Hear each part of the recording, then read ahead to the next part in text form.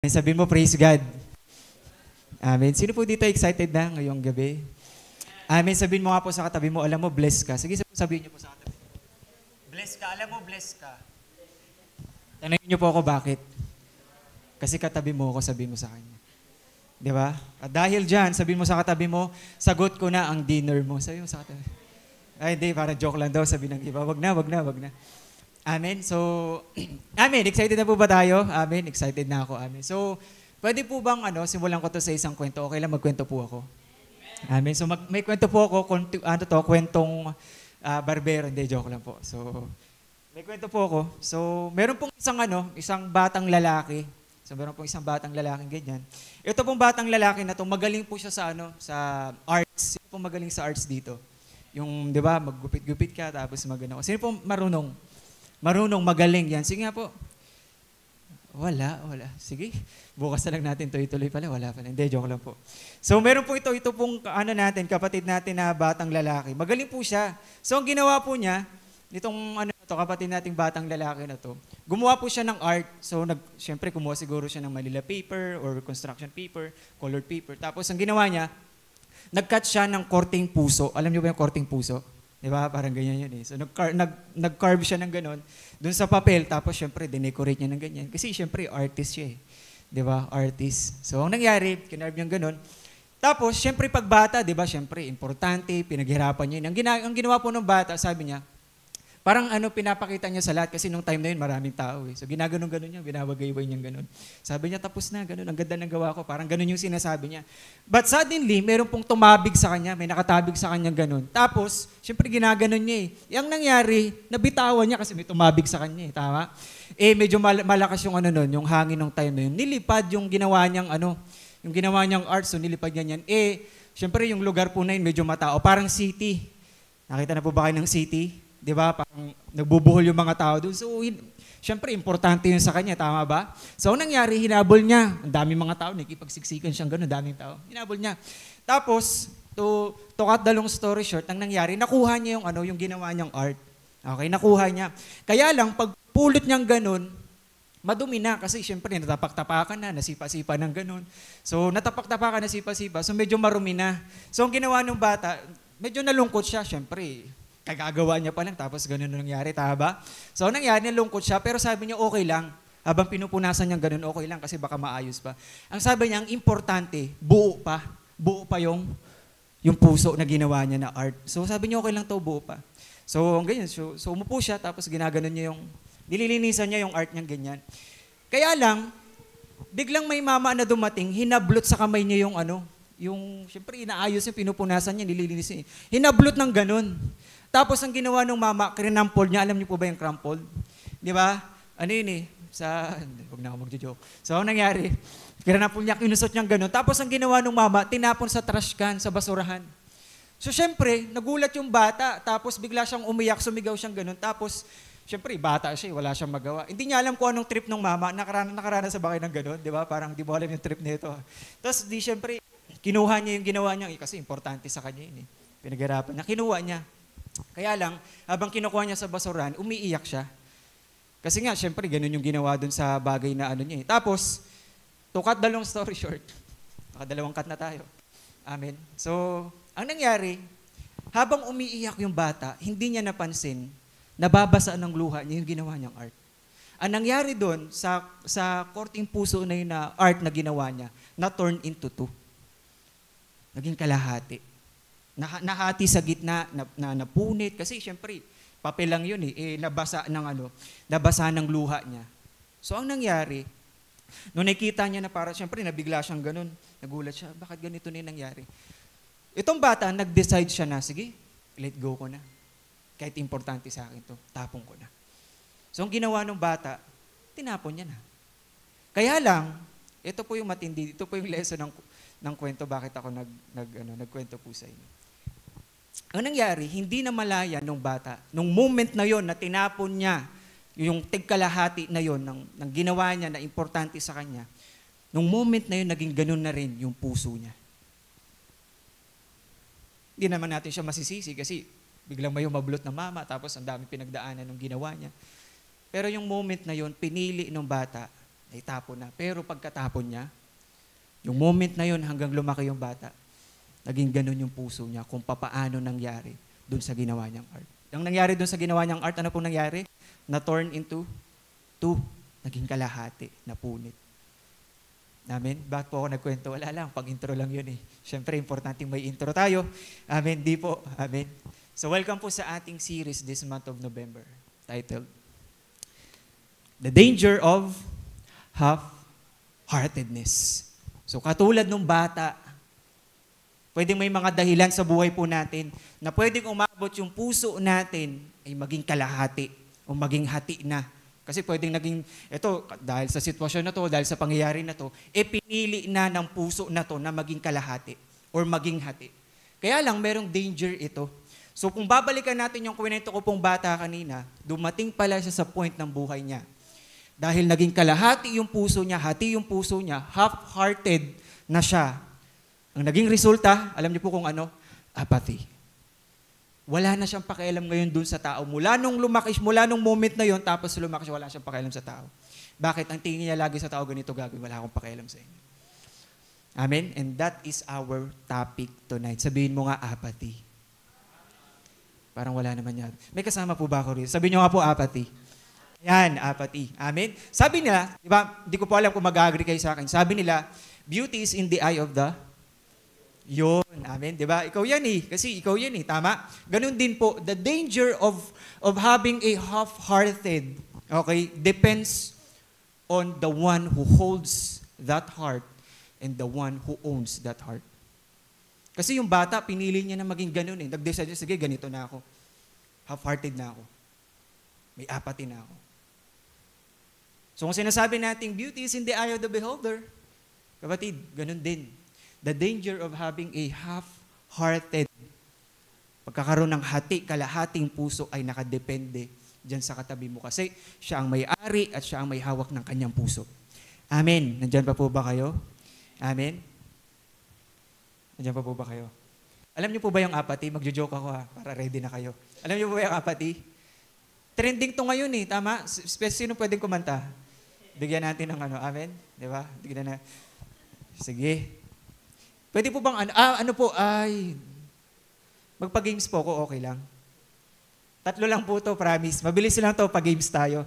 Hindi ko alam kung Sunday service ba talaga to. Sige, magpa-games na. 3 po. Pipiliin nyo lang po, wait lang ha, pipiliin nyo kung alin ang mas mabigat. Okay? Hulaan nyo lang, pwede kayo manghula, pwede nyo piliin, alin ang mas mabigat. Nakapakita natin yung una. Yan, alin po ang mas mabigat? Sino nagsasabi dito na yung watermelon, taas kamay?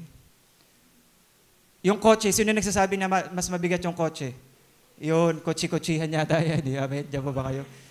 So, ibig sabihin, mas mabigat po yung watermelon. Sino nakakuha nun? May points yun, 1 point. Okay? Next, anong mas mabigat? Yung barbell o yung bike? Yung bisikleta?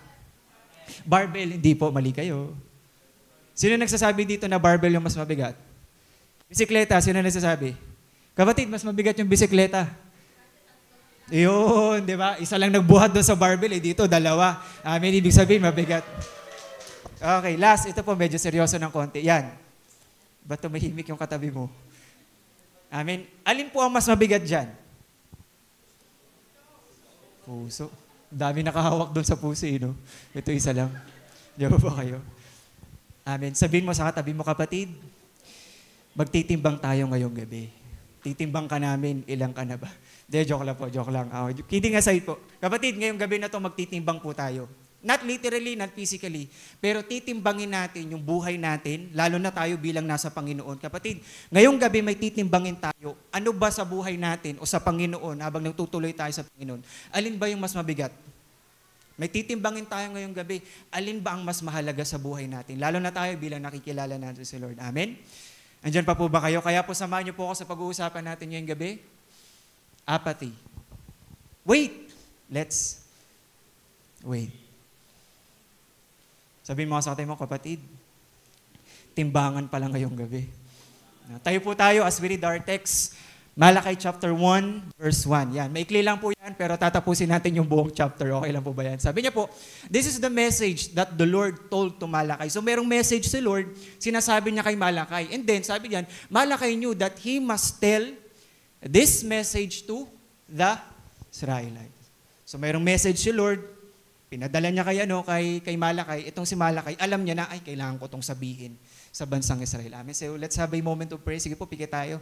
And this time, let's have a moment of prayer. Hallelujah, Father. Lord, we bless you. Panginoon, salamat po sa time, Panginoon, ng pagsamba, ng papuri sa iyo, Panginoon. Lord, Panginoon, personally, Lord, I enjoy, Lord God, worship to you tonight, Lord. Salamat po, Panginoon. Lord, dinadala mo kami, Panginoon, sa dako ng pagsamba sa iyo, Panginoon. Lord, sa pamamagitan ng pagsamba, ay naaabot ka namin, Panginoon, dahil, Lord, meron kaming Panginoong Jesucristo. Lord, kung wala ka, Panginoon, wala ang aming Panginoong Jesus, Lord, di namin kaya, Panginoon, na umabot sa iyo. Pero, Lord, salamat, because we have your Son, Lord God, and that is our Lord Jesus Christ. Lord, salamat po. Binibigay namin lahat ng pagsamba na yun, papuri sa iyo, Panginoon. And today, Lord, we ask you, Lord, humihingi kami, lumalapit kami sa iyo, Panginoon, ng grasya mo. And Lord, samahan mo kami sa pag-uusapan po namin ngayong gabi. Maintindihan namin ito. Lord, bigyan mo kami ng malawak na isip, pangunawa, bukas na puso. Lord, I always pray, Lord God, that every time we hear, we listen to your word, Lord, I pray na yung puso namin lagi ay maging matabang lupa, maging good soil, Lord God, na reading tamnan ng seed of word na nanggagaling sa iyo. And eventually, Lord, sisibol ito, tutubo, magbubunga sa aming buhay kasi yung nais mo, Panginoon, sa aming buhay. Lord, as we partake as one church, as one family, tonight, Lord God, sa iyong salita, samahan mo kami, Panginoon. Lord, illuminate your word to us, Holy Spirit. Lord, kung may mga bagay sa buhay namin ngayong gabi na kailangang i-correct, i-rebuke, Lord, we are willing and we are open, Lord God, na tanggapin ito sa aming buhay. Kung ito yung magiging dahilan, Panginoon, para lalo kaming umayos, lumago. Lord, may titimbangin kami ngayong gabi na to, Panginoon, and tulungan mo kami na maging tama, maayos yung pagtimbang namin ngayong gabi na to. And Lord, samahan mo po kami. Lord, I pray that tonight, Lord, yung mga kasama rin namin, Panginoon, sa online, samahan mo po sila. Lord, kung paano ka kumikilos ngayon dito sa amin, sa onsite, Lord, I believe, Lord God, that ganun ka rin kikilos, Panginoon, mightily, powerfully, effectively, Panginoon, sa kanilang mga tahanan, sa kanilang trabaho, kung nasaan man sila ngayon, Panginoon. And Lord, pagpalain niyo po ang buhay ng bawat isa. Lord, I pray, continue to bless our hearts, Lord God. Panginoon, punuan niyo po ng joy ang aming puso, Lord God, sa pakikinig, pag-aaral namin ng salita mo ngayong gabi na ito, Panginoon. Lord, keep our spirit, Lord God, our soul, our spirit excited. Punuan niyo ng joy, ng kagalakan, kasiyahan ito, Panginoon. Lord, salamat po. Binabalik namin lahat ng papuri, pasasalamat sapagkat mabuti ka sa aming buhay. Salamat po sa pangalan namin, Panginoon Jesus. And everybody said, Amen and Amen. Ipalakpakan nga natin si Lord. Makakaupo na po tayong lahat. Amen. Again, so, kailangan nating maghintay at kailangan nating tumimbang. Kasi meron tayong matinding pag-uusapan dito when it comes to apathy. Okay, so binasa po natin yung Malakay chapter 1, verse 1. Pero tatapusin natin yung buong chapter 1. Maikli lang po yun, hanggang verse 1 hanggang verse 14. Pero bigyan ko po kayo ng konting background dito sa Book of Malakay. So si Malakay, itong Book of Malakay na to, okay, probably sinulat tong 440, between 440 to 400 BC. Balikan nyo na lang po. Kaya nyo bang balikan yung panahon na yun? Okay, hindi ko na rin mababalikan namin. Pero, yung ibig sabihin pala ng pangalang Malakay, ibig sabihin pala nun, may messenger. Hello? So talagang saktong-sakto yung pangalan ni Malakay na sinesend talaga siya ni Lord. Nagulat ako, may messenger na noon. Andiyan pa ba kayo? Sige, makukuha rin ang katabi mo yan. Namin kasi ang ibig sabihin ng pangalan niya, may messenger eh. So bakit sinend ni Lord si Malakay sa bansang Israel? Okay? So sinulatan ni Malakay itong bansang Israel kasi sila na lang natirang remnant ng panahon na to. Galing sila sa 70 years captivity sa Babylon. Okay? Tapos, itong si Malakay, kasabayan niya, naalala niyo si Nehemiah? 'Di ba? Sabi ni Lord, Nehemiah, pangunahan mo sila. I-build niyo yung wall. Tama? Naalala niyo to? So kasabayan niya to si Nehemiah. Kasabayan niya rin si Prophet Haggai. So si Haggai, ang assignment niya sa Panginoon, kung si Nehemiah yung wall, ito naman si Haggai, ang assignment niya sa Panginoon, itayo nila yung temple. Tama? Naalala niyo, 2 chapters lang to, mabilis lang yan. So sabi ni Lord sa kanila, Haggai, sabihin mo sa kanila, tayo na yung temple. And then si Zechariah, kasi may wall na, meron ng temple, okay na. Kailangan na lang ng maayos na priest. Kaya si Zechariah, yung time niya, ina-appoint ni Lord at inaayos ng Panginoon yung time na yun. Yung priest nila at lalo na yung pinaka-high priest nila, and that is Joshua. Okay, at pagdating dito kay Malakay, siya na yung pinakalas. Di ba, napansin nyo? Old Testament, siya na yung pinakalas na book. Talagang siya na talaga yung pinakalas. So sinend siya ng Panginoon kasi pag binasa natin itong Malakay na to, ano kasi yan, English yan eh. Pero pag binasa natin, makikita natin dun sa sa Book of Malakay na parang punong-puno ng pagpaparata, tapos punong-puno ng ang daming tanong, batuhan sila ng tanong, batuhan din sila ng sagot. Pero ang sinasabi ni Lord sa pamamagitan ni Malakay, alam mo, sabihin mo nga sa kanila na maging faithful pa rin sila sa covenant nila sa Panginoon. So yun yung isa sa mga target, okay, ang tawag nito ni Malakay. Bakit niya sinulatan? Bakit siya sined ng Panginoon, okay? Kasi yung covenant nila, kailangan maging faithful sila doon. Tapos, nung panahon na yon, okay na yung wall nila, okay na rin yung temple, pero napansin nila, bakit walang nangyayaring maganda sa atin? Okay naman na lahat So nagkaroon ng pagkadismaya itong mga Israelites nung panahon na to. Kaya ang nangyari sa kanila, nagkaroon sila ng moral corruption. Nagkaroon sila ng moral corruption nung time na to. Ito matindi. Yung mga priest nila, dinadaya nila yung handog na dapat na tama para sa Panginoon. Dinadaya nila. Diba? Ito yung timbangan, dapat ito yung tama. Yung timbang nila ganun. Nakuha natin. Andiyan pa ba kayo? Okay? At itong bansa na to, nung time ni Malakay, bakit siya sined ng Panginoon? Kasi wala na sila sa kalooban ng Panginoon Parang gumigewang na sila, nawawala na sila sa kalooban ng Panginoon. Pero ito yung maganda, bakit nagsisend si Lord ng mga prophets, ng mga pastor, ng mga messengers? Kasi sinasabi ni Lord sa kanila, alam nyo, sa gitna ng lahat ng yan, pinapaalala ni Lord sa kanila na sana ibalik nyo yung init ng pag-ibig, init ng paglilingkod, init ng katapatan nyo ulit sa akin. Kasi yun yung gusto ng Panginoon. Tapos ito matindi, pinoproclaim din ni Lord through this book of Malakay na, ay, alam nyo, ipopurify pa rin kayo ng Panginoon. Ipopurify, lilinisin, isasanctify pa rin kayo ng Panginoon. Tanong nyo po ako, bakit? Kasi wagas ang pag-ibig ng Panginoon sa kanila. Tinan mo nga yung katabi mo, ganun din sa Kanya. Palakpakan nga natin si Lord dyan. Eto na ngayon. Eto na. So, siyempre, sinabi ko na yung mga bagay ni. Kaya lang, bago tayo umabot doon sa pinakadulo, mukhang meron yatang malalang problema dito sa bansa na to. Kaya sinend si Malakay. Alam niyo po kung ano yon? Apathy. Kaya gustong i-deal ni Lord sa kanila. Dito sa chapter 1 na yan, yung apathy na meron sila sa Panginoon. Mamaya, makikita natin yan. So, alam na natin yung apathy, tama? Alam niyo po ba yung core idea ng apathy? Ito yung core idea ng apathy. You know something, you know everything. Alam mo yung tungkol dun sa bagay na yun, but you are doing nothing. You choose not to do nothing. Andiyan pa ba kayo? That's apathy. Iba yung innocence Parang ganito yung innocence. Wala talaga siyang kamalay-malay. Wala talaga siyang kaalam-alam dun sa totoong nangyari. Hindi niya talaga alam yung kwento. Kaya hindi mo rin maaasahan na bakit wala siyang ginagawa? Hindi niya nga alam And we could say that it is innocence. Tama? Kasi wala naman talaga. Pero yung apathy, alam niyo po yung apathy, alam niya na, pero pinili niyang walang gawin. That's apathy. Di ba? Wala na siyang concern, wala na siyang care. In short, wala na siyang pakialam. Andiyan po ba kayo? Alam niyo po ba yung apathy? Di ba? Alam niyo po ba yung apathy? Di ba? May ali na nagtitinda ng ice cream, tapos bibili ako. Sabi ko, hindi po sa baso, sa apathy. Ano ba kayo? Kinopya ko lang yun kay Pastor Ricky. Siyempre, baka nanonood si Pastor Ricky. Amen? Kinopya ko lang yun. Medyo kulang lang. Amen. Pero, ang tanong sa atin ngayon, ano magiging papel? Ano magiging papel ni Malakay? Bakit siya sined ng Panginoon dito? At ang pag-uusapan natin ngayong gabi na to, sana makita natin dito sa buong chapter na to, na kapag may apathy, pero sana maiwasan natin, maagapan natin, at maghilom itong apathy na to sa buhay natin. Ready na po ba kayo? Okay, number 1. Question of love of the Lord. Yan yung meron sa bansang Israel nung time ni Malakay. Basahin natin. Sabi niya, verse 1, binasa natin kanina, verse 2, sabi, I have always loved you. Sino nagsabi? Si Lord, tama? Says the Lord. Pero ito yung reply nila, but you retort, really? Sabi niya, how have you loved us? Hello? Andyan po ba kayo? So, opening ng book ni Lord, verse 1, verse 2, tama? Verse 2 yan tama? So, opening ng book ni Lord sa kanila, sinasabi ng Panginoon, mahal ko kayo.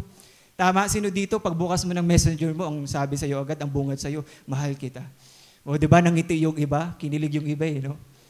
Di ba, isipin mo, di ba, makabasa ka, ang bubungad sa'yo, mahal kita. Di ka ba matutuwa nun? Di ka ba kikiligin nun? Kapatid, pambihira. Yun yung opening ni Lord sa book niya dito kay Malakay. Sa Pinoy version, ang sinasabi niya, mahal ko kayo. Pero dahil gusto niyo lagi, yung paborito niyo yung kantang palagi, parang ganito rin yun. Mahal kita palagi. Di ba kayo? Huwag niyo nang kantahin, hindi ko rin alam yung masyado. Amen? Pero yun yung opening ni Lord sa kanila. Sabi agad ni Lord sa kanila, mahal ko kayo. Mahal kita palagi. Amen? Kaya lang, ito yung matindi sa bansang Israel. Yung reply nila sa Panginoon, ano? Oh, teka, paano mo kami minahal? Di ba? So, ibig sabihin, pinapakita nun, klaro sa atin, they question God's love. Hello? Question nila yung pag-ibig ng Panginoon sa kanila. Nandyan pa po ba kayo? Naku, wala akong kasama rito ngayong gabi. Amen? Di ba pinagdudahan nila yung pag-ibig ng Panginoon? Siguro kung ako sinabihan ng Panginoon, Lord, I love you too. Tama ba yun? Di ba? Kasi yung sabi sa akin ni Lord, di unang-una, mahal kita. Anak, mahal kita. Sasabihin ko sa Panginoon, Lord, birthday ko na. Pwede, baka naman. Di ba kayo? Yun pwede kong maging reply eh. Pero sila ang reply nila sa Panginoon, teka lang, paano mo kami minahal? So it is clear na kine-question nila yung pag-ibig na, parang ganito, pinagdudahan nila yung pag-ibig ng Panginoon. Sabi ko kanina, yung apathy, alam na nila, alam mo, alam natin, pero wala tayong pakialam. Ganon din sila. Alam nila yung pag-ibig ng Panginoon, kaya lang ang reply nila kay Lord, nagpapakita na meron talagang issue ng apathy sa kanila. Lord, paano mo kami minahal? Hello, sabi ni Do Santa Martha, okay? Apathy is feeling of what's the point? Okay? Apathy is feeling of, it is a numbness. Ano po yung numbness sa Tagalog? Manhid, namamanhid, tama? Kapatid, yun na yung meron sa bansang Israel nung time ni Malakay. Ang tindi ng pag-ibig, sino po dito nararanasan may pag-ibig ni Lord?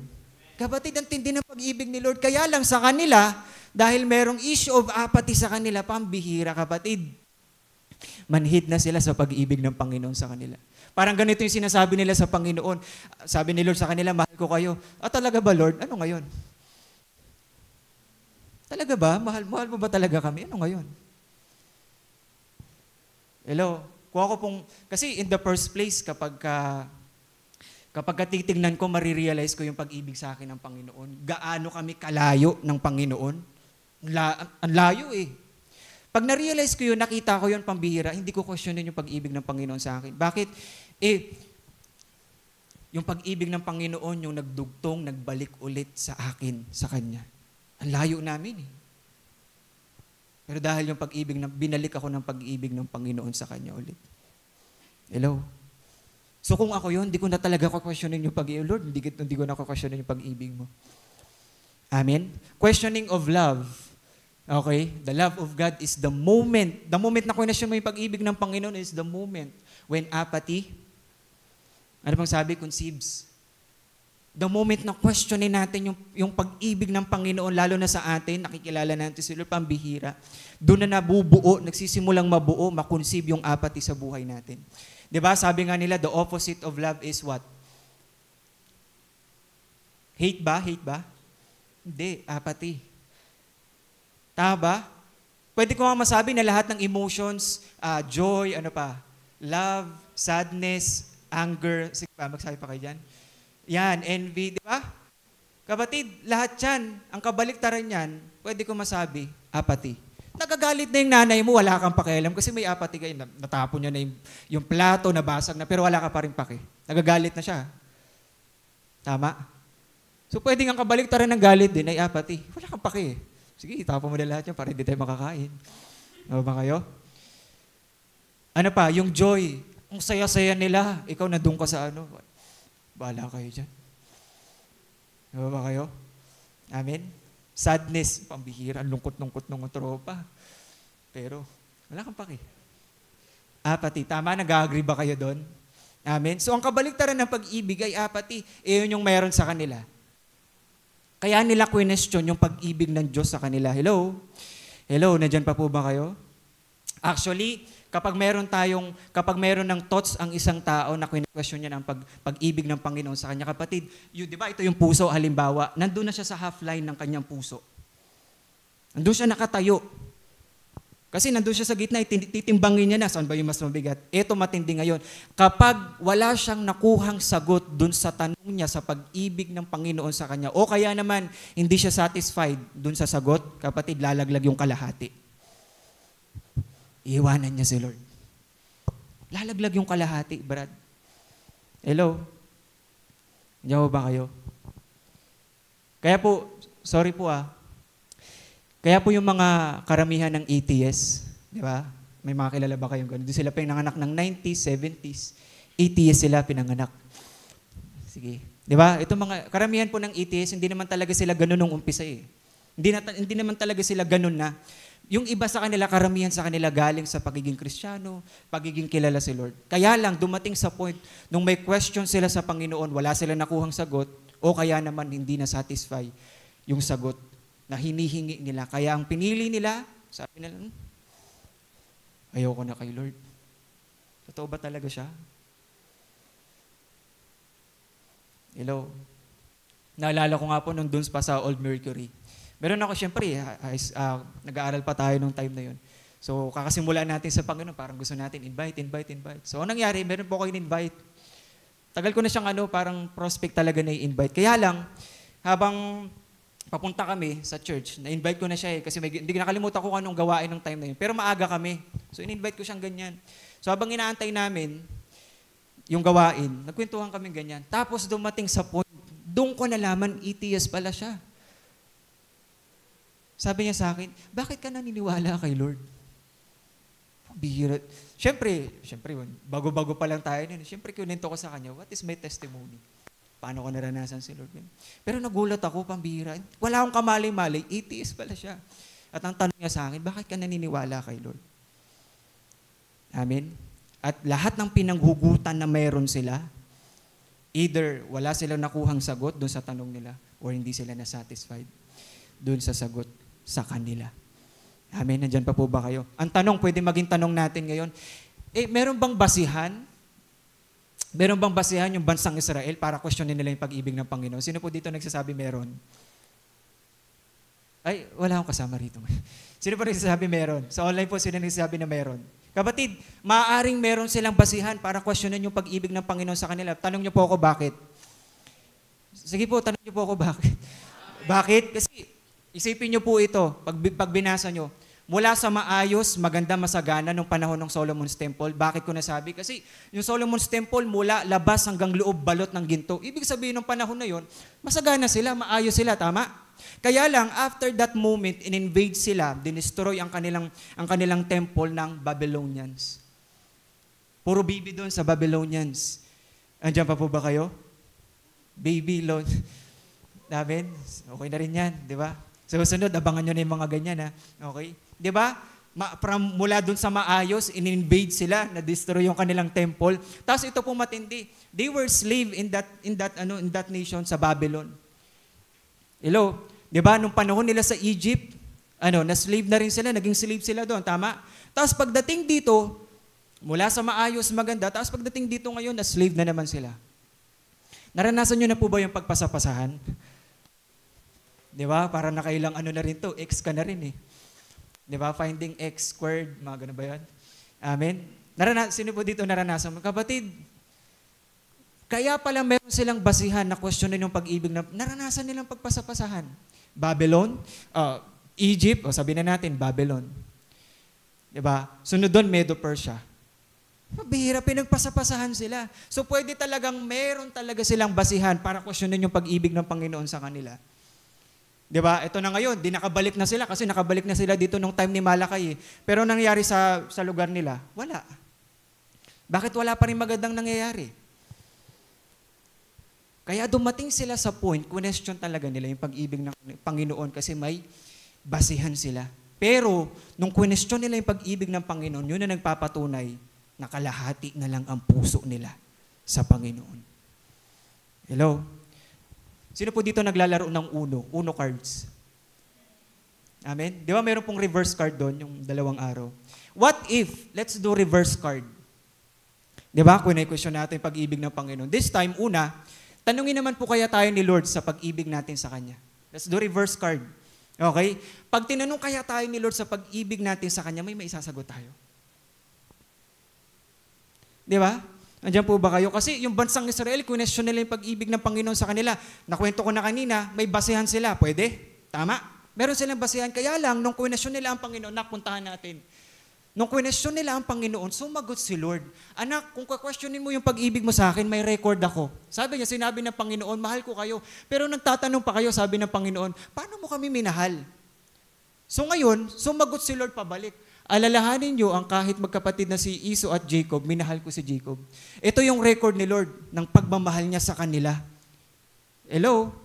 Kasi napag-aralan na natin si Esau at si Jacob, tama, balikan nyo na lang sa mga previous na series natin, napag-usapan na natin yan.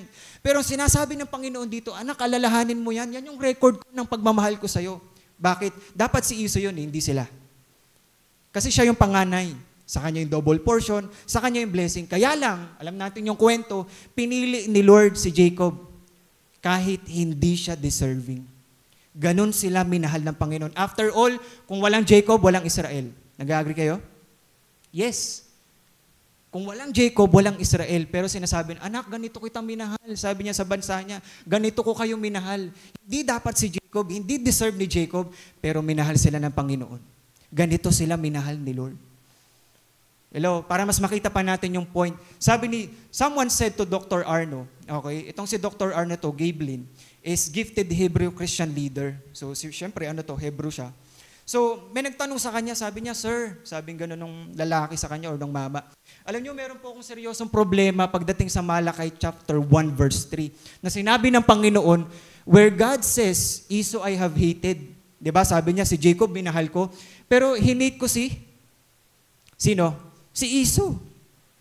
So sabi nung lalaki na to, nung nagtanong kay Dr. Arno, sabi niya, alam mo, seryosong problema yata yan. Alam niyo yung reply niya ni Doktor? Sabi niya, I have greater problem with Malakay chapter 1 verse 2. Chapter 3, verse 3 yan. Ito, verse 2. Mas malaki yung problema natin dito. Nung sinabi ni Lord, Jacob, I have love. Kapatid, hindi dapat si Jacob, hindi deserve ni Jacob, hindi dapat talaga si Jacob. He is not rightfully to be loved by Lord. Kasi si Esau yung may karapatan. Pero sabi diyan, minahal ni Lord si Jacob. So ibig sabihin, anak, yan yung record minahal ko kayo. Sabi dun sa dulo, the Lord is even willing to be the God of Jacob. Pambihira. Ganyan sila minahal ng Panginoon. Amen? Tayo po kaya, kung tatanungin tayo ni Lord sa pag-ibig natin sa Kanya, may maisasagot tayo.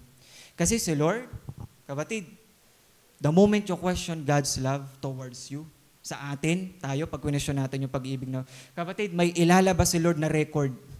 Nak, ito yung record ko ng pag-ibig ko sa'yo. Papakita ko. Yun yung ginawa niya. Hello? Pwedeng palitan natin yung tanong. Palitan natin yung tanong. Sige po, palitan natin. Medyo seryosong tanong to. May rason ba si Lord or meron bang dahilan si Lord na nakikita sa atin para mahalin tayo? Pag ako pong sasagot nito, wala. Wala po. Pero minahal tayo ni Lord. Tanong niyo po ako bakit? Dahil sadyang minahal lang tayo ng Panginoon. Palakpakan nga natin si Lord dyan. Kapatid, walang dahilan si Lord, walang rason ng Panginoon, pero dahil sadyang minahal lang tayo ng Panginoon, ganun niya tayo minahal sa buhay natin. Amen? Hello, parang katulad tayo ni Jacob, we are undeserving, hindi, wala talaga.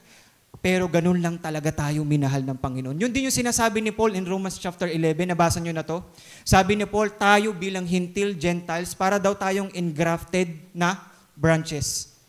Alam niyo po yung engrafted na branches? Okay? Yung engrafted na branches na tinutukoy ni Paul in Romans chapter 11 is like a wild branch, not original, not deserving, pero ang ginawa ng Panginoon doon, dinugtong niya sa kanya. Hello? Alam niyo bakit dinugtong ng Panginoon? Dahil lang sa purong pag-ibig ni Lord. Hindi naman talaga dapat idudugtong yan. Yung Gentiles na yan, tayo, hindi tayo dudugtong, pero dinugtong tayo ng Panginoon dahil sa pagmamahal ng Panginoon sa atin. Kaya nga po, sorry po nung nalaman nating dinugtong lang pala tayo, ibig sabihin wala tayong karapatan na questionin ang pag-ibig ng Diyos sa atin.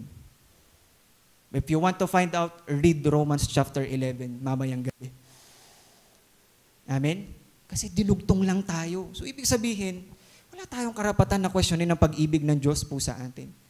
Kapatid, bago natin questionin yung pag-ibig ng Panginoon sa atin, balikan natin yung greatest reason bakit po tayo minahal ng Panginoon. Sana balikan natin, Lord, bakit mo ako minahal? Kasi merong record si Lord eh. Alam niyo po yung pinaka-greatest record ng pag-ibig sa'yo ng Panginoon?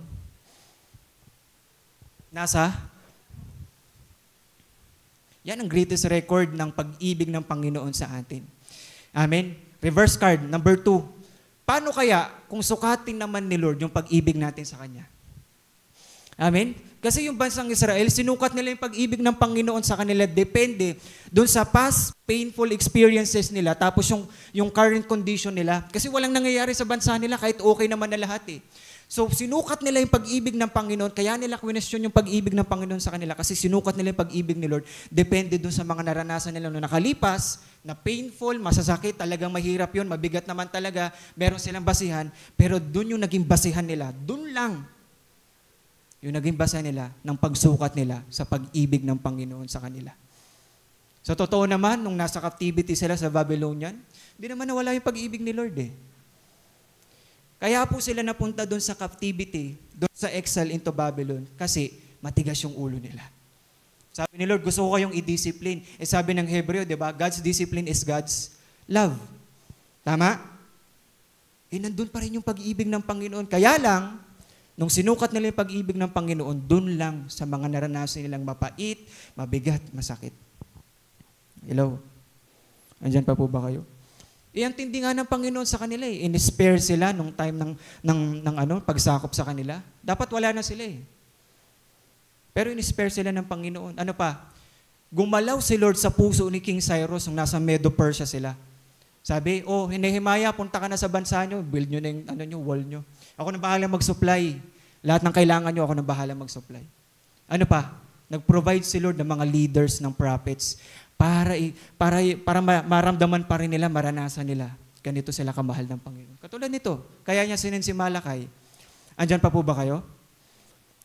Wala na akong kasama rito ngayon. Amen? Kapatid, nung question nila ang pag-ibig ng Panginoon, sinukat nila yung degree, credibility, at integrity ng pag-ibig ng Panginoon sa kanila. Na sometimes po, ganun din po tayo. Hello? Sometimes po ganun tayo. Minsan, sinusukat natin yung pag-ibig ng Diyos sa atin. Depende doon sa mga naranasan nating hindi magaganda noon, tapos sa sitwasyon natin ngayon. Bigyan ko po kayo ng example. Lord, akala ko ba Diyos ka? Pero bakit hinahayaan mong maranasan namin ito ngayon? Tama? Ano pa? Lord, akala ko ba Diyos ka? Pero bakit ganito yung nangyari sa amin? Sometimes ganun yung panukat natin sa Panginoon. Pero totoo po, the moment we question God's love sa atin, ang totoo po nun, yun yung reflection ng sukat ng pag-ibig natin kay Lord. Bakit? Tanong niyo po ako bakit? Kasi po nung question natin yung pag-ibig ng Panginoon sa atin, Lord, akala ko pa ganito, akala ko ba Diyos ka sa amin? Bakit ganito nararanasan? Kapatid, ibig sabihin lang nun, yun yung sukat ng pag-ibig natin kay Lord. Bakit? Yun din yung sukat ng pagkakilala mo sa Kanya. Ibig sabihin, hanggang dito pa lang yung pagkakilala mo sa Panginoon. Ano pa? That is the reflection, sukat ng pagtitiwala mo kay Lord. Nandiyan pa po ba kayo? Sorry po ulit Sa totoo lang po, meron man tayong mabigat na pinagdadaanan o wala, mananatiling Diyos ang Panginoon. Amen? Sabi ng 1 John 4, tama? Nabasa niyo, God is love. Tama? Ang Diyos ay pag-ibig. Ngayon, kung mananatili ang Diyos na Panginoon, kahit meron tayong pinagdadaanan o wala, ganun pa rin ang Panginoon, hindi pa rin magbabago. Ibig sabihin, kapatid, hindi mababawasan, hindi mauubos, hindi magbabago. Ano pa? Hindi mawawala ang pag-ibig ng Diyos kasi yun siya. Amen? Now, ito po yung gusto kong iwanan sa atin ngayong gabi. Kapag nasukat na natin ang pag-ibig ng Diyos sa atin, nasukat na natin siya. Kasi nga, God is love eh. Sabi ng 1 John 4, tama po ba? Nag-agree kayo dyan? Kung sinasabi natin God is love, kung nasukat mo na yung pag-ibig ng Panginoon sa'yo, nasukat mo na rin siya sa buhay mo. Hello? Now, ang tanong ko po sa atin, ano ang sukatan natin ng pag-ibig natin sa Panginoon? Number 3, reverse card. Pagsunod ay pag-ibig natin kay Lord. Tama ba? Nandiyan pa po ba kayo? Di ba? Pagsunod ay pag-ibig natin sa Panginoon. Pwedeng vice versa. Pag-ibig ay pagsunod natin sa Bakit? Kasi one of the reason bakit nila kwenesyon yung pag-ibig ng Panginoon is because they want to justify the wrong act and sin. Bakit? Ano bang meron sa kanila noong panahon na to? Bakit walang nangyayari sa kanila? Kasi pinadalan ni Lord si Prophet Malakay sa kanila kasi gusto silang i-rebuke ng Panginoon doon sa kasalanan nila, doon sa wrong act na meron sila. Bakit? Kasi yung mga panahon na yun, yung priest nila, kapatid, pambihira. Dapat ito yung tama nilang gagawin eh. Kasi alam nila yung tamang priesthood duty. Alam nila yun. Kaya lang, hindi nila ginagawa yung tama at maayos. Ito po matindi. Yung mga tao nung panahon na yun sa Israel, sa Judah nung time na yun, meron silang asawa, pero hiniwalayan nila yung asawa nila at nag-asawa sila ng iba. Yun yung wrong act na meron sa kanila nung time na to. Could be, kaya nila kwenestyon ang pag-ibig ng Panginoon sa kanila. Alam niyo po kung bakit? Para ibaling yung sisi sa Panginoon. Para i-keep yung kanilang maling ginagawa at wrong act, tapos ibaling ang sisi sa Panginoon. Minahal mo ba talaga kami? Diyan pa po ba kayo? Pero sinasabi ng Panginoon, yung moment na kwenestyon nila ang pag-ibig ng Panginoon, that is a solid proof na talagang nagdi-disobey sila sa Panginoon. Bakit? Meron na silang apathetic heart. Meron na silang apathy. Naalala niyo po yung sinabi ko kanina? The moment when we question God's love, it is the moment when apathy conceives. Tama? Yung apathy po na yun na nag-conceive sa atin, kapatid, yung apathy na yun, it leads us to distancing ourselves away from the Lord. Kasi may apathy na tayo eh, tama? Ililid tayo nun, palayo sa Panginoon. Tapos ang magiging resulta nun, disobedience. Tanungin niyo po ako bakit. Sabi ng Panginoon mismo, John 14:15, sabi niya, napakita natin, if you really love me, sige po, tuloy niyo. Maikli lang. Pero nandun na lahat. Sabi ng Panginoon, if you really love me, you will keep and obey my commands. Ibig sabihin, ang pag-ibig at pagsunod, hindi mo pwedeng paghiwalayin. Nag-agree po kayo? Kapatid, kapag sinasabi mo, Lord, sumusunod po ako sa iyo, ibig sabihin, minamahal mo si Lord.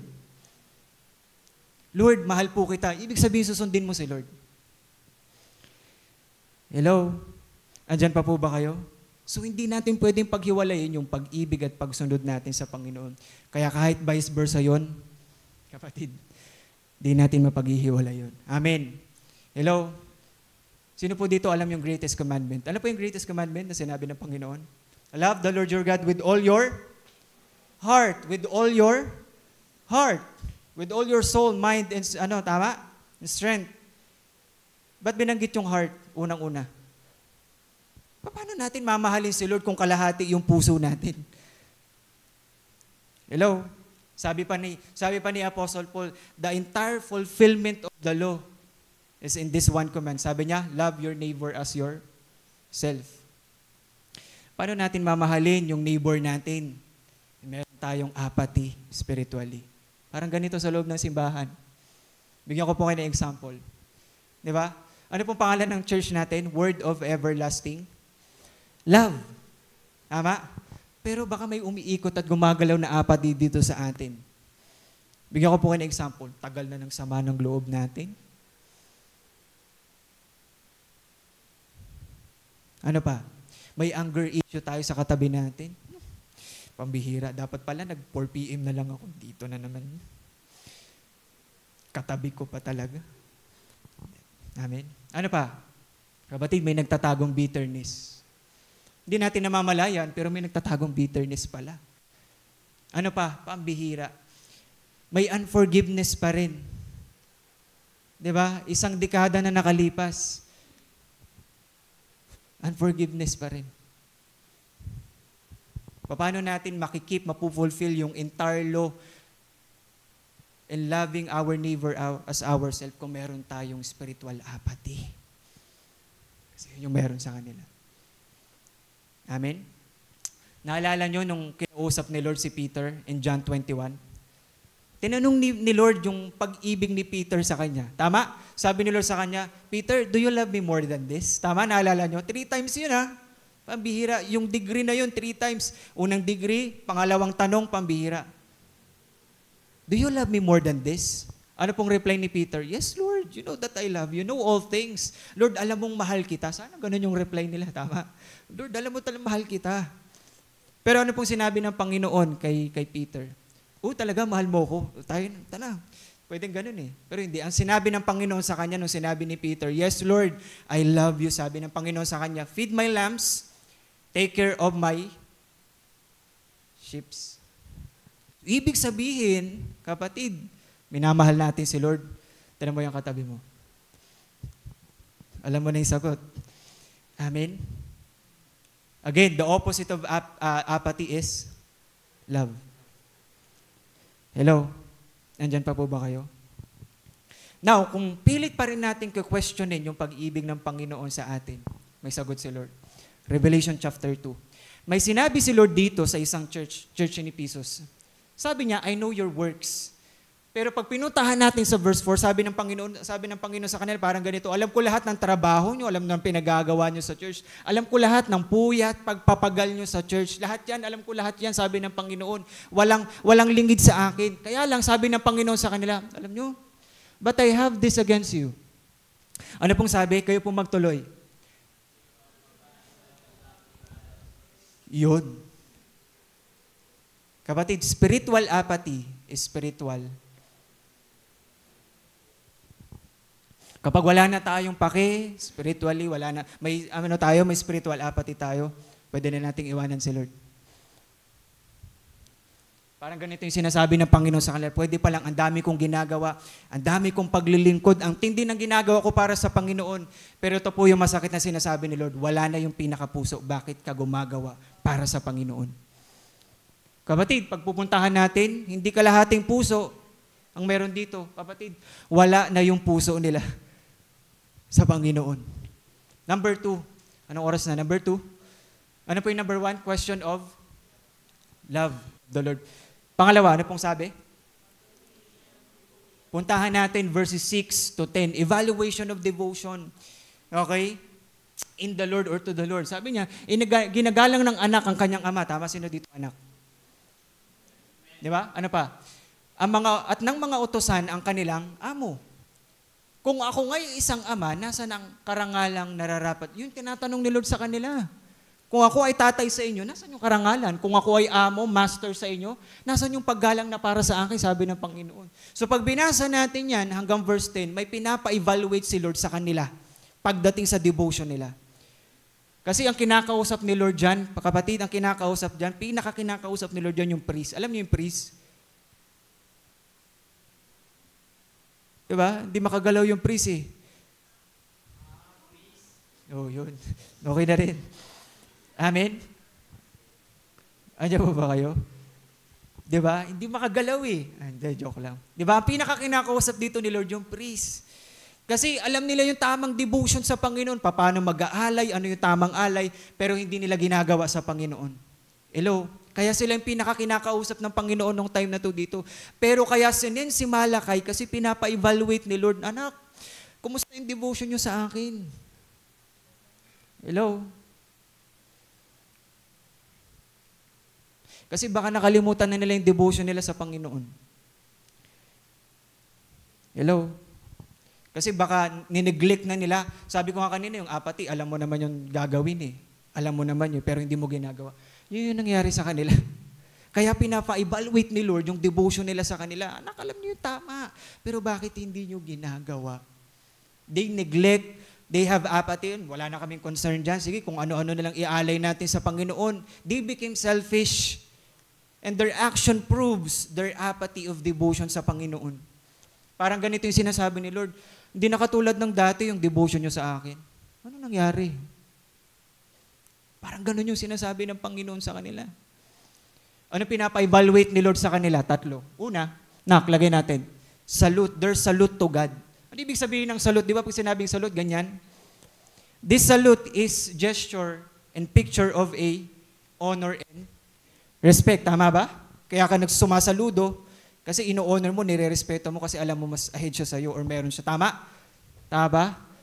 Kala ko wala na akong kasama rito eh. So yun yung pinapa-evaluate ni Lord sa devotion nila sa Panginoon. Ibig sabihin nito, yung pag-honor nila, yung pagre-respect nila sa Panginoon, ano pa, yung pag-worship nila kay Lord. Puntahan natin na, sabi, the Lord, all-powerful said, children honor their father, servant honor their master.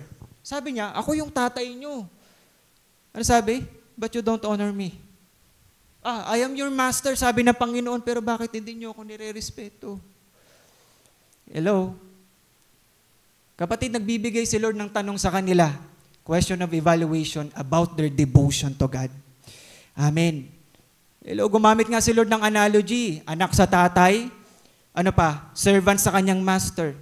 Kapatid, dyan pa lang pinapakita na ng Panginoon kung sa anak sa tatay, sa servant sa master, matindi na yung pag-honor, yung pagrespeto, ano pa, yung pagsaludo, yung worship, di dapat lalo mas matindi sa Panginoon. Tanong niyo po ako bakit?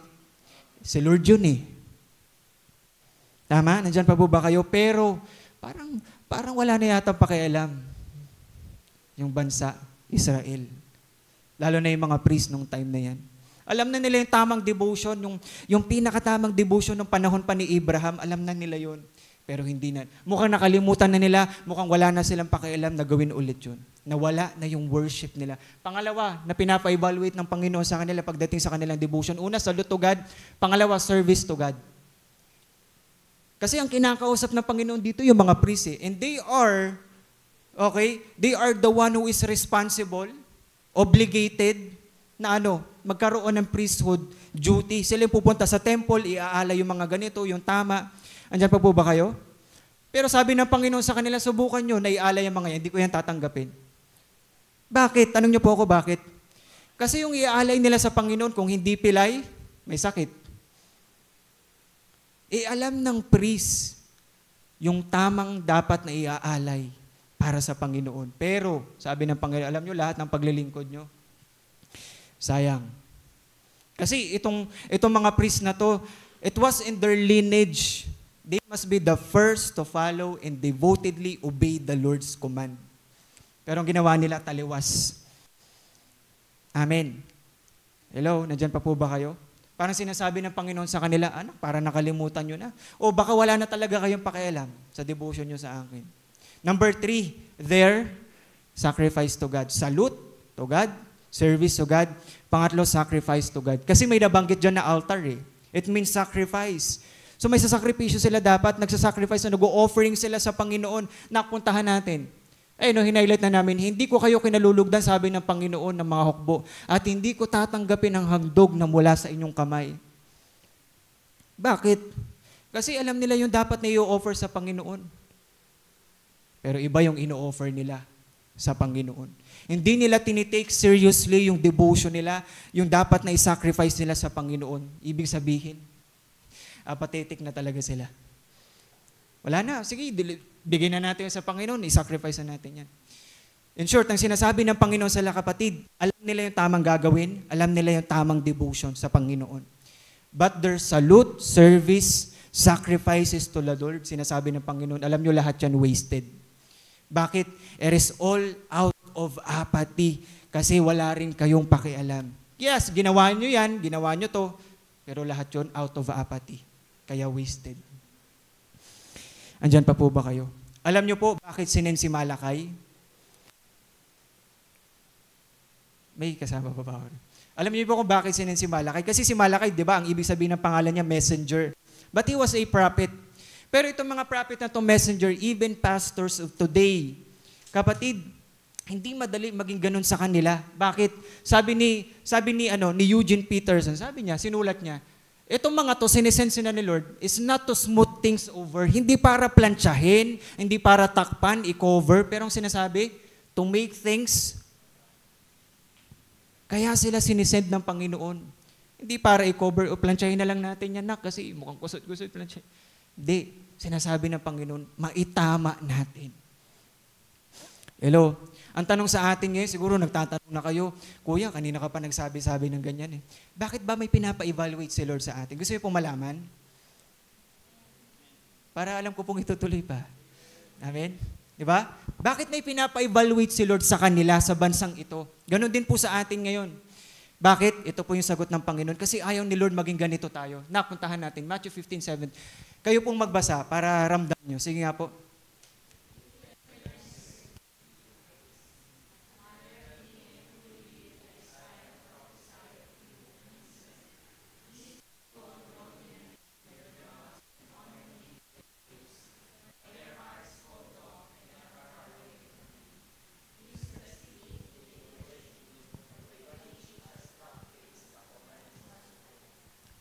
Kaya pala, may pinapa-evaluate si Lord sa devotion nila, sa kanila, sa Panginoon. Ganon din po tayo kasi ayaw ni Lord na maging ganito tayo. Panahon pa ni Isaiah yan. Nasa panahon sila ng captivity nila sa Babylonian. Sinasabi ng Panginoon sa kanila, naging ganito na sila, uulitin nyo pa ulit. Panahon ni Malachi. Last na to, sinasabi ng Panginoon. Kaya pinapa-evaluate ni Lord. Bakit? Kasi ayaw ni Lord na maging ganito tayo. Sabi dyan, lumalapit sila sa Panginoon, nag-o-offer sila sa Panginoon. Ano pa? They do the things that they needed to do sa Panginoon. Kaya lang, lahat lang daw yon. Hanggang bibig lang. Yung puso nila sa Panginoon, wala, ang layo. Kaya pala may pinapa-evaluate si Lord. Amen? Di ba? Ayaw ni Lord na dumating tayo sa pagkakataon na yung gagawin natin. Sige, may magawa lang tayo. Okay na rin yan. Ano pa? Dumating tayo sa point na routinary na lang yung lahat ng ginagawa natin. The moment lumapit tayo, pumunta tayo sa lugar na to, we do the things, routinary na lang. For compliance na lang yung gagawin natin. Ay, naku, service pa lang ngayon. Di ako siguro mag 4 p.m. na lang ako. Di ba? Ay, alam mo na yung mga doon sa, di ba? Ano pa yun? May 5 minutes countdown pa. Okay lang yan. 5 minutes countdown. Tapos, magpapatugtog nung yung ganun, di ba? Di ba kayo? Introduction video yun eh. Tama? Tapos ano mangyayari? Di ba? Ay, magbabasa pa ng Psalms yun. Tapos, praise and worship. Mamaya na tayo. Alam naman natin yun eh. Kakanta lang din sila sa Panginoon. Tama? Naku, natapat pa si Brother Ariel. Next Sunday na lang tayo. Di ba kayo? Natapat pa sa kanya, next Sunday na lang. Kapatid, ayaw ni Lord dumating tayo sa time na yan. Kasi yung ginagawa nila sa Panginoon, yes, parang ganda ng ginagawa nila para sa Panginoon, pero wala yung puso, ang layo ng puso nila sa Panginoon. Kaya may pinapa-evaluate si Lord sa devotion din natin kasi ayaw ni Lord maging ganito tayo. Yes, ang lapit natin sa Panginoon, pero ang layo ng puso natin sa Kanya. Number 3, ano po yung una? Question of love sa Panginoon. Pangalawa, evaluation of devotion. Last, number 3, yes, realization of commitment in the Lord. Love, devotion, commitment. Verse 11 to 14, sabi dyan, people all around the world respect my name. Pambihira, sinasabi ng Panginoon sa bansa niya, alam nyo yung ibang bansa, nirerespeto nila yung pangalan ko, irerespeto nila yung pangalan ko, pero kayo, na pinili kong bansa, wala, hindi nyo nirerespeto yung... Sinasabi ng Panginoon sa kanila, finally, dinadala sila ni Lord, itong mga priest na to, itong buong bansang Israel na to sa isang malaki at malinaw na sana makita nila yung realization ng commitment nila sa Panginoon. Bakit? Kasi pag binasa natin yan, di ba, parang kinukumpara ni Lord yung bansa niya sa ibang bansa. Kasi sabi niya, alam niyo yung ibang bansa, yung tao nila. Kapatid, sinasabi ng Panginoon, mas mainam pa yung kanilang handog kaysa sa handog niyo sa akin. Sila nirerespeto nila ako pero kayo hindi. Di ba? Parang may, pagbabasahin natin, parang may comparison. Tama, kinukumpara ni Lord eh. Pero hindi yun yung issue. The issue is their commitment to God. Bakit? Bakit yung commitment nila sa Panginoon? Kasi pag binasa natin yan, napuntahan natin yung verse 14. Sabi dyan, some people have good. Meron naman pala silang maganda, maayos. Nahandog para sa Panginoon. Tama? Sabi dyan eh. Pero, sabi doon, but don't. Ayaw nilang ibigay sa Panginoon. Hello, ano pa? Some people bring good animals and promise to give those healthy animals to me. Aram ni Lord, itong ibang tao na to, itong mga tao na to. Nangako pa sila sa akin yan na ibibigay. Lord, bibigay ko sa iyo the best. I-offer ko sa iyo yan, Lord. The best yan, Lord. Pero sabi doon, but then, they secretly exchange those good things and give, sick animals to me instead. Pambihira. Sinasabi ng Panginoon, sana may ma-realize kayo sa commitment nyo sa akin. Hello? Now, parang apathetic na sila sa commitment nila sa Panginoon. Andyan pa po ba kayo? Di ba? Committed si Lord sa kanila mula nung umpisa hanggang dito sa panahon na to, committed si Lord sa kanila. Pero sila, committed na sa Panginoon. Committed na sila sa pambihirang tagal-tagal na, dami na nilang pinagdaanan. Pero dito sa panahon na to, parang committed na sila sa Panginoon. Tanong niyo po ako, bakit? Kasi alam ni Lord na meron silang maganda, maayos na ihahandog sa Panginoon. Tapos yung iba nangako sa kanila na, Lord, ibibigay namin tong offering na to, the best ito. Pero ang ginawa nila, ang bihira, dinadaya nila si Lord. Amen? Kapatid, alam ni Lord lahat ng pinagagawa nila, pero wala silang pakialam. Pansin nyo? Alam ni Lord, alam kong meron kayong mga good animals na isa-sacrifice. Alam ko rin yung pangako nyo sa akin na binitawan, pero wala kayong pakialam. Yun yung sinasabi ni Lord sa kanila.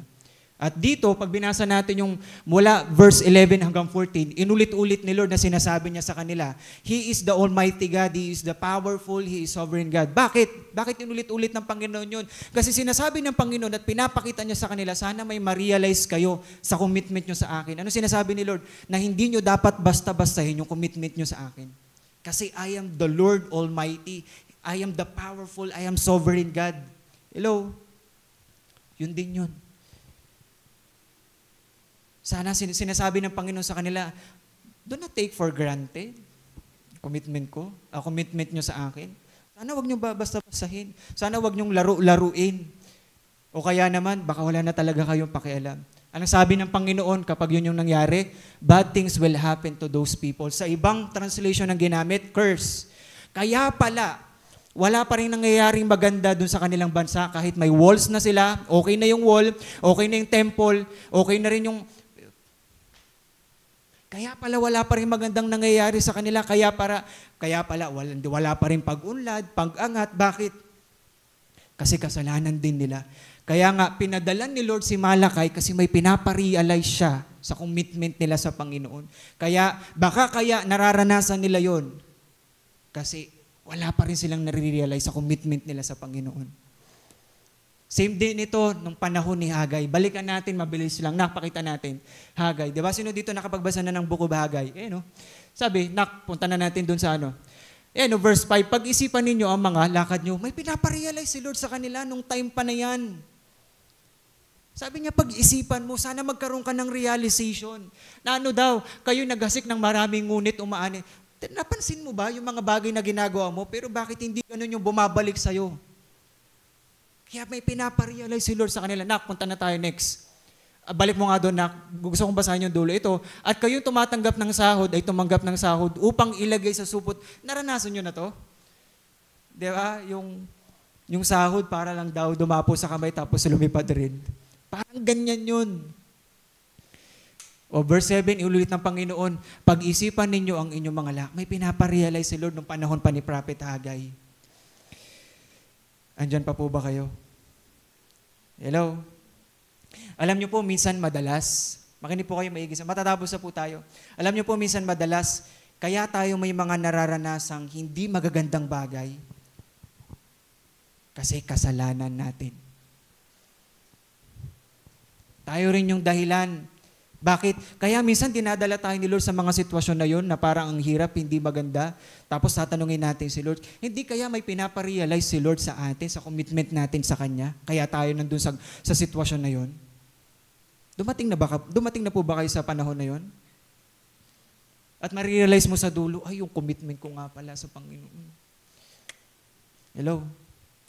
Diba? O kaya naman, kaya tayo may dinadaanan nung time na yon? Kasi baka yung binitawan natin, yung binitiwan natin na commitment kay Lord, binitawan na natin. Sinabi, Lord, magkukumit ako sa iyo, kukumit ko to. Pero at the end, wala. Lord, pasensya ka na kasi medyo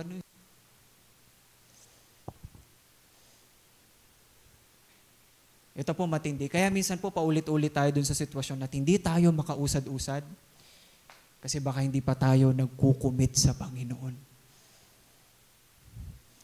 Amen?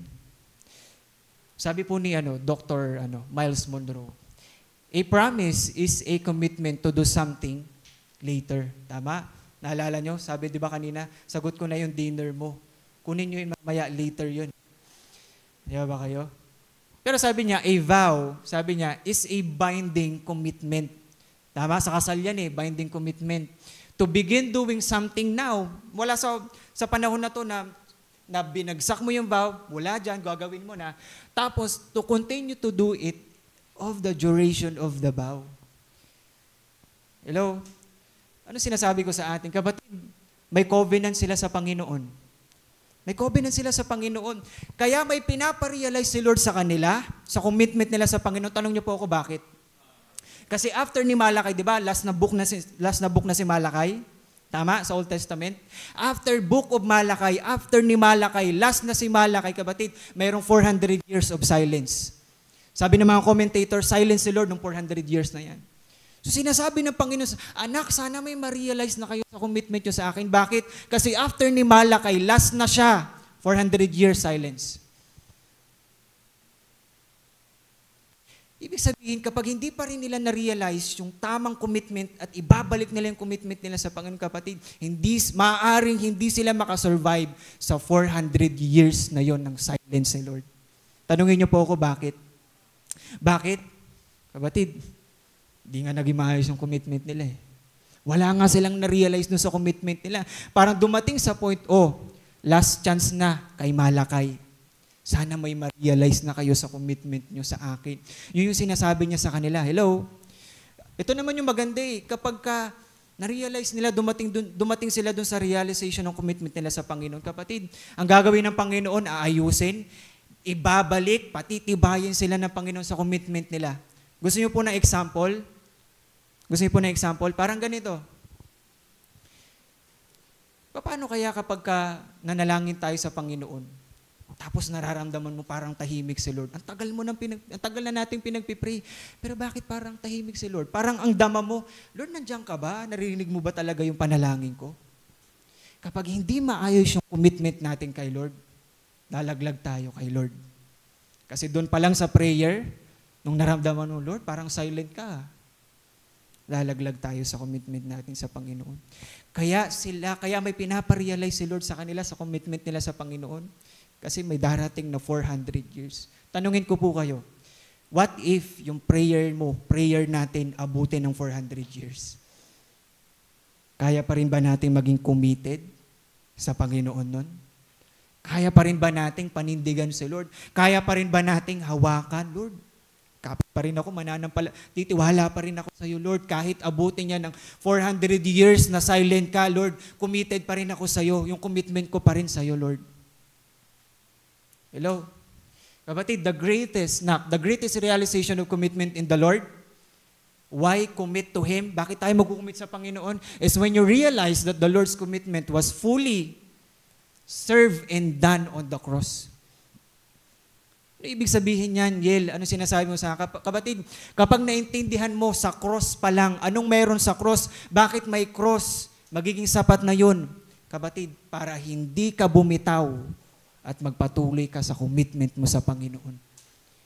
Kung doon pa lang sa cross, na-realize mo na, Lord, ito pa lang ginawa mo sa cross, magiging sapat na yun para hindi tayo bibitaw at magtutuloy-tuloy tayo sa commitment natin. Kahit abutin pa yan ng 400 years na silence, di ka bibitaw, tutuloy ka pa rin sa commitment. The true cost of commitment to Christ, andyan ba yun, Nak? The true cost of commitment to Christ is one's total self-denial, cross-bearing, ano pa? The continual following of Him. These imperatives picture as, ano daw? Selflessness, ano pa? Sacrifice, tsaka service.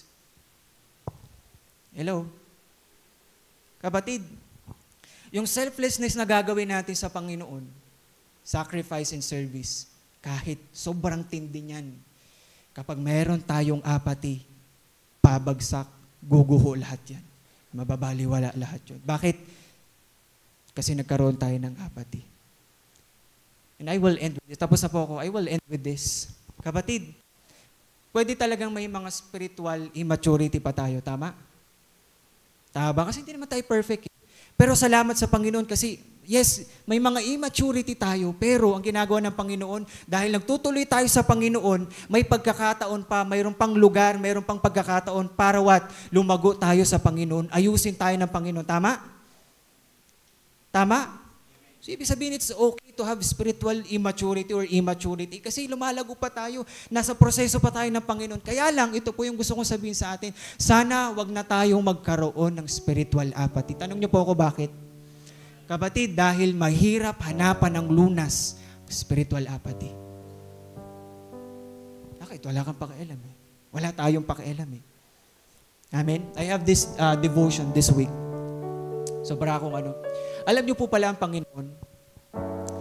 Di ba? Ang tagal na natin sa Panginoon. Yung iba sa atin, nasa 5 years, 7 years sa Panginoon. Tama? Alam niyo po ang Panginoon. Ito yung maganda kay Lord eh. He has always the record. Meron siyang record to remember ang Panginoon. Sabi niya, Jeremiah 2:1, sabi niya, this is what the Lord says, I remember. I remember. So merong record si Lord na naaalala ni Lord yung sabi niya dyan, yung simula mo, yung mga bagay na ginagawa mo para sa Panginoon. Himay-himayin natin. Sabi ni Lord, this is what the Lord says, I remember, daw po, the devotion of your youth. Sino po dito? Youth ka pala, nagsimula ka na sa Panginoon, nakilala mo na si Lord. Meron ba rito? Meron po ba? Sige po, taas yung kamay dyan. Praise God. Diba? Youth na yun eh. Diba? Bumata sana tayo. Joke lang po. Nandiyan ba kayo? Kapatid, ganito na lang, nung nagsisimula tayo sa Panginoon. Kapatid, naalala ni Lord yung simula mo, yung devotion mo, nung nagsisimula ka sa Panginoon. Grabe si Lord. Hello? Naalala ni Lord yung dati mo kung paano ka pambihira. Talagang sobrang passionate ka sa Panginoon, di ba? Naranasan nyo ba yan? Sino dito nag-life retreat ka na? Di ba, nung pagkatapos natin pambihira, parang on fire. Sino dito on fire ka nun? Gusto mo nang share to, gusto mo nang puntahan yan. Naku, kailangan niya makilala yung si Lord, yung kaibigan ko. Naku, kailangan niya yun. Tama? Sobrang passionate ka. Nung nag-uumpisa ka sa Panginoon. Di ba, nung umpisa mo sa Panginoon, passionate ka. Sobrang sigla mo para sa Panginoon. Tama? Naalala niyo yan? Di ba? Parang energetic ka. Sige, gawin natin yan, puntahan natin yan. Ibig sabihin, ang tindi ng devotion mo, alam ni Lord yun, na totoo yung time na yun, na talagang ang tindi ng devotion mo sa Panginoon, na-record ni Lord yun. Sabi niya, I remember, I recorded it, sabi ng Panginoon. Hello? Di ba? Yung strength mo na binibigay mo sa Panginoon, yung passion, yung dedication mo sa Panginoon, ang tindi nun, nung una, nung nag-uumpisa ka sa Panginoon. Kaya lang, ang tanong po sa atin ngayon na nagtutuloy-tuloy tayo sa Panginoon, kapatid, nabawasan ba yung devotion natin yung tindi ng devotion natin sa Panginoon? Sana hindi po nabawasan, hindi po kumonte, pero sana tumaas, dumami, tumindi yung devotion natin sa Panginoon. Kumpara dun sa una, kasi sabi ni Lord, I remember your devotion nung nag-umpisa ka. Pero sana sabi ng Panginoon, habang tumatagal ka, nagtutuloy ka, sana lalong tumataas, tumitindi yung devotion mo sa akin. Pangalawa, sabi niya, I remember the devotion of your youth. Sabi niya, how as a bride love me. Kung paano nagmahal yung isang bride sa kanyang iniirog, sinisinta. Diyan ba kayo? Diba? And we are the bride of Christ. Alam niyo ba yon? We are that. We are bride of Christ. So sinasabi, alam ko yung pag-ibig mo sa akin. Pambihira. Alam ko yung unang-una na pag-ibig mo sa akin, alam ko talaga genuine yon. 'Di ba? Ang sinasabi diyan yung tindi, yung degree ng pag-ibig mo sa akin, alam ko 'yon. Para kang isang bride sa akin, sabi ng Panginoon. Nare-remember ko 'yon. 'Di ba? Wala nang iba, ikaw lang. Tama, nag-iisa ka lang. Wala akong hahanapin pang iba. Parang yung sinasabi diyan, amen. 'Di ba yung degree ng love? Kaya lang ang tanong ko po sa atin, kung degree ng pag-ibig ang pag-uusapan, uminit ba? Tumaas ba? Yung degree ng pag-ibig natin sa Panginoon? O bumaba yung degree? Naging cold. Naging malamig. Alam niyo po, sabi din ng Bible, in the last days, many will grow cold in their love. Alam niyo po ba yun? Kaya pala, siguro, maaari pinag-uusapan natin ito. Sinasabi ng anak, balik mo yung sana uminit, tumindi, tumaas yung degree ng temperature ng pag-ibig. Sana hindi lumamig, pero lalong uminit ng uminit pag-ibig. Sabi niya pa, ito pangatlo, ang tindi. Sabi niya, the devotion of your youth, how as a bride you love me and follow me through wilderness. Sino po dito naalala mo na nung nag-uumpisa ka sa Panginoon, sabi mo sa Panginoon, Lord, kahit saan ka magpunta, doon ako. Nasabi niyo na ba yun sa Panginoon? Ako nasabi ko yun sa Panginoon eh. Di ba? Nakalimutan ko na kung kailan yun, pero sabi ko talaga, Lord, sunod po ako sa'yo. Naalala ni Lord yun, yung sumunod ka talaga sa Panginoon, Lord, susunod ako sa'yo. Ito matindi, follow me through the wilderness. Yung picture ng wilderness, wala, tuyo. Wala, tuyo yun. Tama? That is wilderness. Ibig sabihin, naalala ni Lord yung mga panahon na pinili mo pa rin sumunod sa Kanya kahit parang walang-wala ka na. Pero, pambihira, Lord, susunod pa rin ako sa'yo. Kahit parang hindi sigurado, pero nagtitiwala ako sa'yo. Sunod pa rin ako. Naalala ni Lord yun. Naaalala ng Panginoon yun. Yung time na yun na talagang, yung buo, yung pagtitiwala mo, yung pagkapit mo sa Panginoon, yung pananampalataya. Lord, kahit wilderness yung pupuntahan na, susunod ako sa'yo. Di ko alam kung saan ako dadalhin, Lord, pero alam ko kasama kita, sunod ako sa'yo. Kaya po ang tanong sa atin, ngayon na nagtutuloy tayo sa Panginoon, can we still continue to follow God even in the wilderness? Even sa point na parang, Lord, bakit parang nawawalan kami? Lord, bakit parang nauubusan kami Can you still continue to follow God, the Lord, even in those moments na parang wilderness na yung nangyayari sa buhay natin? Amen? Pwede po ba pikit natin yung mga mata natin sa Panginoon sa oras na to? And I believe that the Lord is here tonight. Naniniwala ako na kaya natin to pinag-uusapan kasi gusto ng Panginoon. Gusto ni Lord, may gustong gawin ng Panginoon sa atin. May gustong ituro si Lord sa atin ngayong gabi na to. And I want you to have a one-on-one kayo ng Panginoon encounter. Talk to the Lord right now. Kapatid, matagal mo na nakakasama yung katabi mo na yan. This time, ikaw sa Panginoon. Kapatid, come on, talk to the Lord.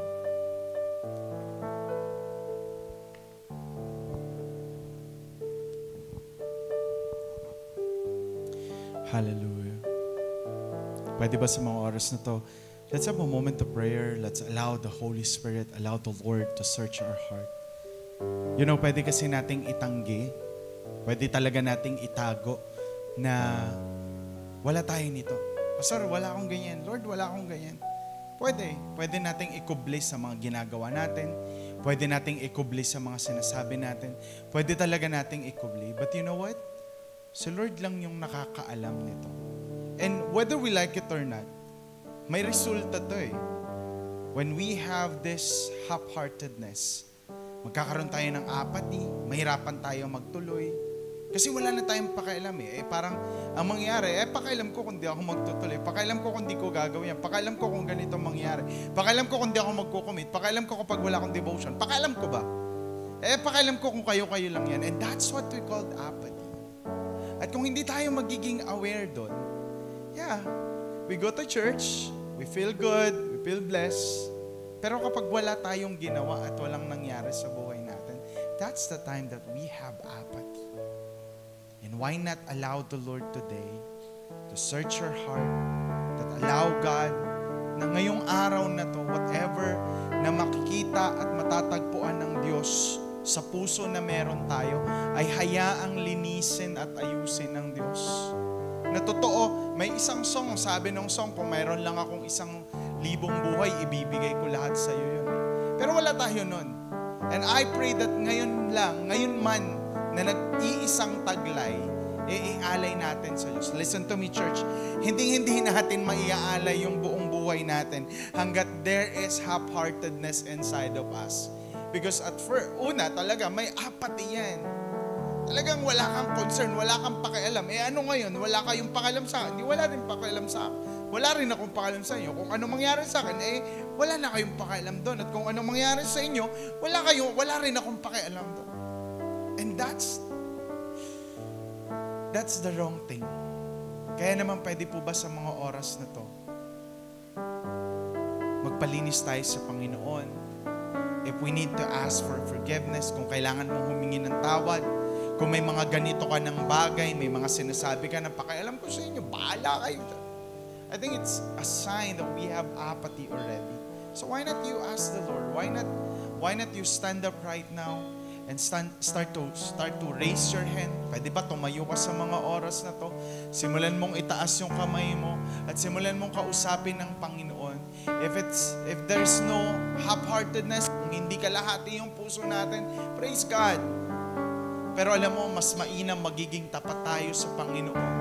Because every time na umaamin tayo, dun lang tayo pinapalaya ng Panginoon. Come on, let's talk to the Lord. Hallelujah, hallelujah. Handara bababakashikara bababayande. Oh God, siyasatin niyo po ang puso namin, Panginoon. Kumilos ka po sa buhay namin. Gumalaw ka po sa buhay namin. Lord, walang nalilingid sa iyo, walang natatago sa inyo. Huwag niyo kaming hayaan, Panginoon, na hindi namin ma-deal sa pagkatao namin, sa buhay namin na may nananatiling apathy, Lord God. And Lord, I pray that today, Panginoon, siyasatin kami ng buo, wala kang lampasan sa amin. Kumilos ka ng malaya sa buhay namin. Kausapin niyo po kami, rebuke niyo po kami, impress something to us. Let your word speak to us, Lord God. And Lord, today, makita ka namin, maranasan ka namin, Panginoon. Kasi after all, ang hirap makita ng pag-ibig mo, ang hirap makita ng ginawa mo sa buhay namin kung meron kaming half-hearted. Itong puso namin ay kalahati na lang. Nagkakaroon na kami ng apathy, di na nagiging concern, di na nakikialam or wala kaming pakialam. Come on, church. The Lord in this place. At naniniwala ako, kinakausap tayo ng Panginoon. May sinasabi si Lord, nag-i-impress si Lord sa buhay natin. So why not you talk to Him? Hallelujah. Thank you, Jesus. Hindi pagkakait, lahat sa'yo'y ibibigay. Ngayon naman sa'kin, nag-iisang taglay, ilalaan bawat saglit upang ibigin ka nang walang humpay. Pwede ba sa mga oras na to, can we just raise our hand and let's worship Him? Can we just say this song na nagmumula sa mga puso? Maging panalangin nawa ito ng ating puso. Hallelujah. Come on, church. Hindi pagkakait, lahat sa iyo'y ibibigay, O Diyos. Ganun pa man sa'kin, nag-iisang taglay, ilalaan bawat saglit. Come on, say it to the Lord. Sabihin mo ito sa Panginoon. Hallelujah! At gaya ng dagat na hindi napapagat sa pag-alon, ang puso ko ay sa'yo, sa'yo lamang, O Diyos. Sa habang panahon, natatangi kayamanan ko, Ikaw ay sambahin, wagas na pagsintay, iyong dinggin, kalapit ang awitin. maging tulad ng dagat, O Diyos. Kaya ng dagat na Hindi napapagat sa pag-alon, puso ang puso ko, ko Panginoon. ay sa'yo magmamahal. Sa habang panahon, natatanging kayamanan ko, ikaw ay sambahin. wagas na pagsintay. Iyong dinggin, kalapit Naniniwala ako ang na ngayong gabi, the Lord is in this place. Naniniwala din ako na ngayong gabi may personal talk si Lord sa atin. Naniniwala din ako na ngayong gabi kinakausap ka ng Panginoon. And why not you just open your heart to the Lord? Allow the Lord to embrace you. Allow the Lord to nananayakapin ka. Makinig kang mabuti. Hindi ka i-judge ni Lord. Hindi ka i-condemn ng Panginoon. In fact, tatanggapin ka ng Diyos with open arms. So why not you just open your heart to the Lord? you just take this moment and allow Him, allow the Spirit of God to impress something more sa buhay mo. May sinasabi ang Panginoon, may pinapagawa si Lord. Come on, church. Come on, church. Just raise your hands to the Lord as a sign of surrender, as a sign of giving everything to the Lord. And I don't know who you are, but God is impressing to you right now, and you know it, it's clear, it's you. So why not you talk to Him, you respond to the message of the Lord, sumagot ka sa mensahe ng Panginoon. If there is apathy inside of you, why not you ask for forgiveness? Pwede kasing hindi mo naman talaga maramdaman, pwede kasing i-ignore mo pa rin, or i-ignore mo lang, but you know to yourself, and God is here and telling to you, anak, it is you. But it doesn't matter. Kaya pa rin kitang tanggapin, kaya pa rin tayong tanggapin ng Panginoon, kaya pa rin tayong kausapin ng Diyos.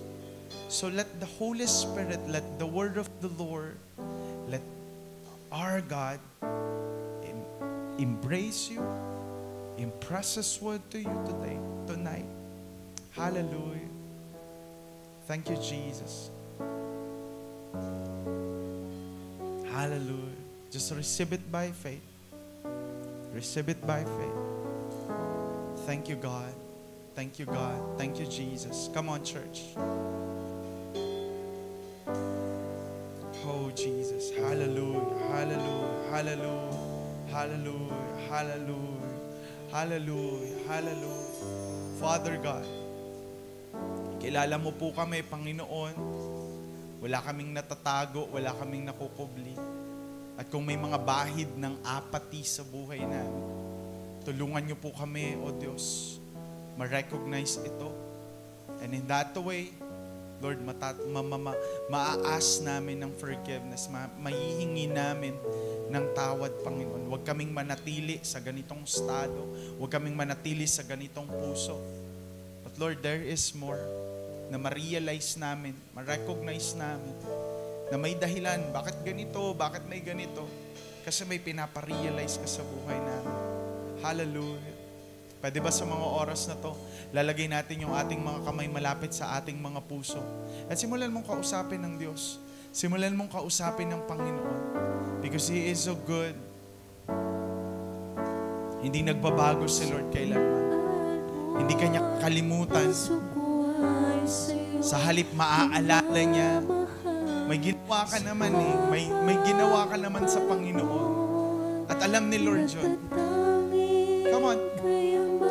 Thank you, God. Thank you, God. Ikaw ay sambahin, wagas na pagsintay iyong dinggin, kalakip ng awitin. Sabay-sabay nating sabihin. At gaya ng dagat na hindi napapagal sa pag-alon, puso ko ay sa'yo lamang, O Diyos. magmamahal sa habang panahon. Natatanging kayamanan ko'y ikaw ay sambahin. Wagas na pagsintay iyong dinggin, kalaki. Minsan pa sabihin mo, gaya ng dagat. At gaya ng dagat na hindi napapagal sa pag-alon, ang puso ko ay sa'yo'y magmamahal sa habang panahon. At gaya ng dagat na hindi Pagal sa pag-alon, ang puso ko ay sa'yo nagmamahal sa habang panahon. At gaya ng dagat na hindi napapagal sa pag-alon, ang puso ko ay sa'yo magmamahal sa habang panahon. Natatanging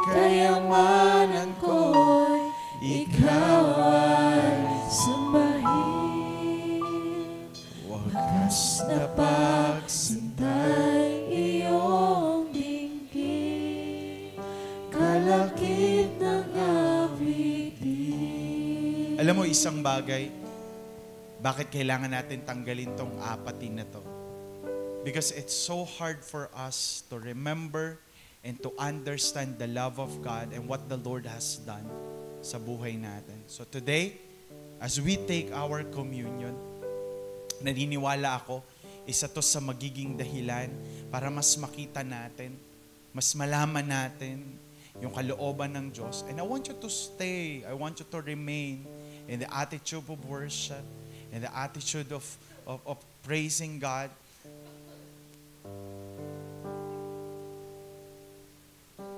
As we take our communion, naniniwala ako, may ginagawa ang Panginoon, may sinasabi sa Lord. Church, this is the reason why we are here, because of God's love.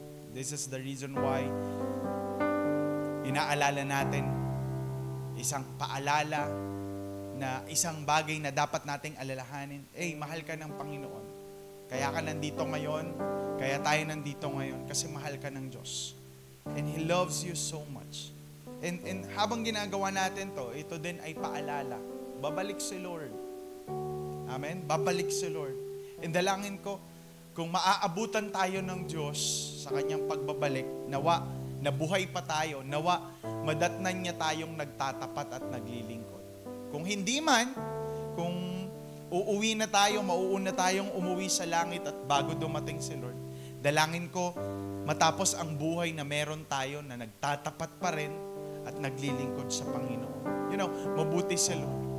Kaya naman karapat dapat siyang pasalamatan sa mga oras na to. Come on, just thank the Lord. Just give thanks to God because He is amazing, because He is so good. He is great. Hallelujah. Thank you, Jesus. Thank you, Lord. Thank you, God. Thank you, Jesus. Hallelujah.